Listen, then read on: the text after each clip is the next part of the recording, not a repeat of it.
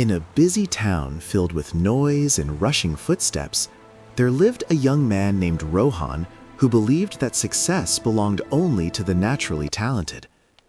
Each day he passed by a modest library tucked between two tall buildings, rarely noticing the soft glow of its windows or the calm within. One evening, caught in an unexpected rainstorm, Rohan stepped inside the library for shelter. The silence felt unfamiliar at first, but slowly it began to settle his restless mind. Rows of books surrounded him, each one holding ideas, lessons, and knowledge gathered over time. With nothing else to do, he picked up a book at random and began to read.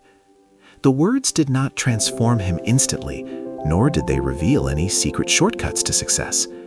Instead, they offered something quieter, a small idea, a simple understanding, a single new perspective.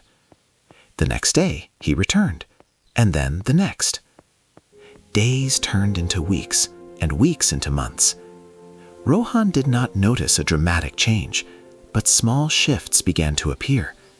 His thinking grew clearer, his confidence strengthened. Problems that once seemed overwhelming now felt manageable. He started applying what he learned, bit by bit, a new habit here, a better decision there. Each piece of knowledge became a stepping stone, not a leap, but a steady climb. People around him began to notice, not because he had suddenly become extraordinary, but because he had become consistent. His growth was quiet, almost invisible, yet undeniable. One day, standing outside the same library, Rohan realized something profound. Education was never about instant transformation. It was about patience, curiosity, and the willingness to grow slowly. The library remained as it always had, calm and unchanged. But Rohan was different. He no longer searched for shortcuts or quick success.